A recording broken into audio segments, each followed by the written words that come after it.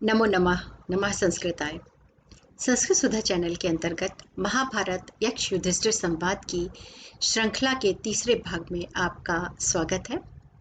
इससे पूर्व की दो श्रृंखला में हमने श्लोक संख्या 1 से लेकर के 16 तक का अध्ययन कर लिया है और आज हम अध्ययन करेंगे 17 से लेकर 24 तक के श्लोकों का। कथा वस्तु हम सबको पता ही है। सरोवर के पास अपने भाइयों को मृत देखकर युधिष्ठिर अत्यधिक शोक से व्याकुल हो जाते हैं और विलाप करने लगते हैं।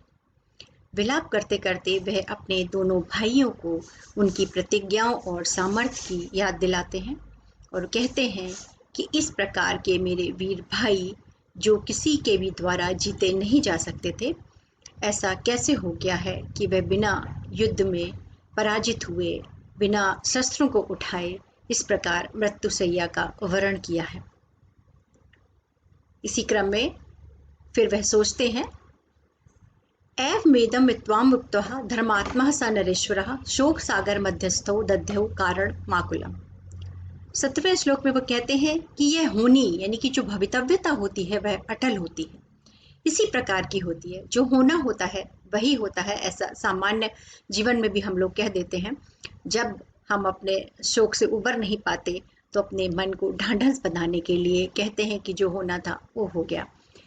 एवमेदम इति उक्तः धर्मात्मा सा नरेश्वरः शोक सागर मध्यस्थौ दध्यौ कारण माकुलम।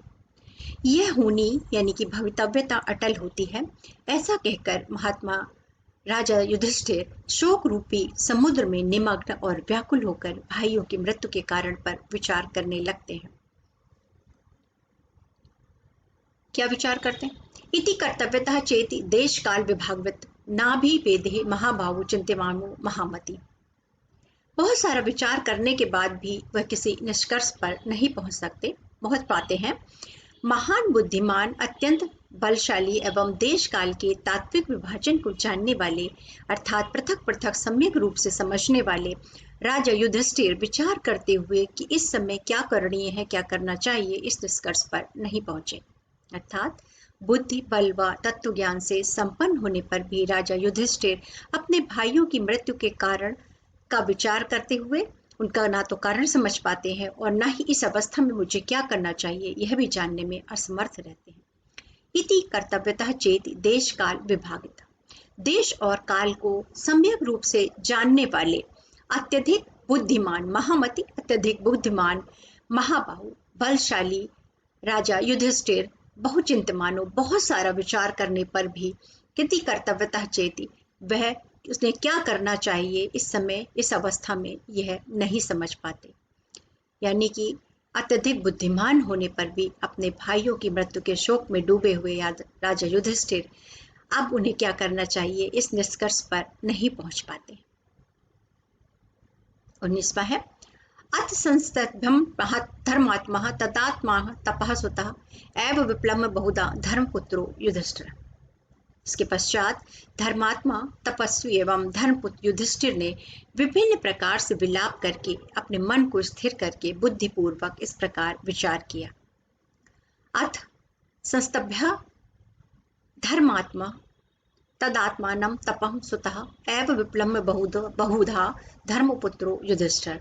धर्मपुत्र युधिष्ठिर ने एव विप्लव बहुत सारा विलाप करने के बाद संस्तब्ध धर्मात्मा उन धर्मात्मा ने अपने हृदय को स्थिर करके अपने मन को स्थिर करके आत्मानम तपम सुतम तप इस प्रकार अपनी बुद्धि से विचार किया।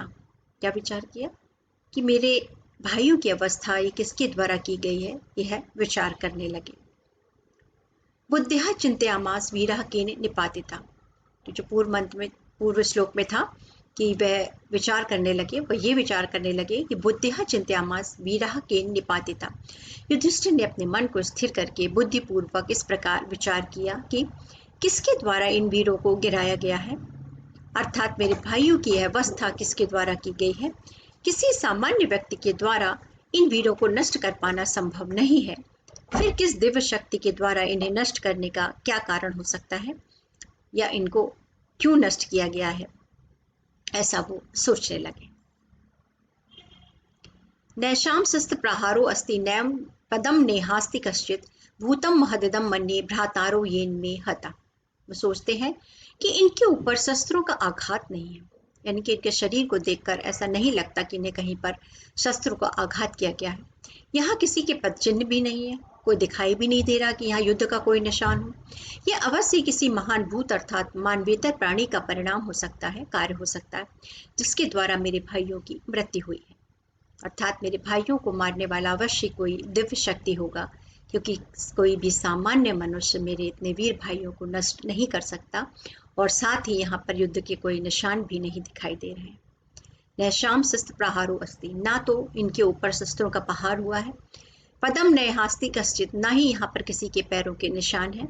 भूतम हददम मन्ये, मैं ऐसा मानता हूँ कि यह अवश्य कोई महान भूत या दिव्य शक्ति होगा। भ्रातारो येन में हता, जिसके द्वारा मेरे भाइयों को मारा गया। एकाग्रम चिंतयास्यामि पीत्वा वेत्स्यामि वा जलम स्यातु दुर्योधनेन विवांशु विहितम कृतम। फिर यह सोचते हैं, अपने मन में विचार करते हैं युधिष्ठिर कि अब मैं शांत मन को एकाग्र करके विचार करूंगा अथवा पानी पीकर शांत मन से यह समझने का प्रयास करूंगा कि मेरे भाइयों की यह गति किसके द्वारा हो सकती है, की गई हो सकती है। हो सकता है कि दुर्योधन के ही द्वारा कोई ये गोपनीय षड्यंत्र रचा गया। तो युधिष्ठिर के मन में तरह तरह के विचार आते हैं। जब वो किसी निष्कर्ष पर नहीं पहुंचते तो वो अपने मन में विचार करते हैं कि एकाग्र चिंतयास्यामि पीत्वा वेत्स्यामि वा जलम, मैं अपने मन को एकाग्र चित्र करके जल पी करके थोड़ा शांत होकर के शांत मन से समझने की कोशिश करूंगा। स्यातु दुर्योधने पांशु विहितम कृतम, शायद यह दुर्योधन के द्वारा रचा गया कोई गोपनीय षड्यंत्र भी हो सकता है।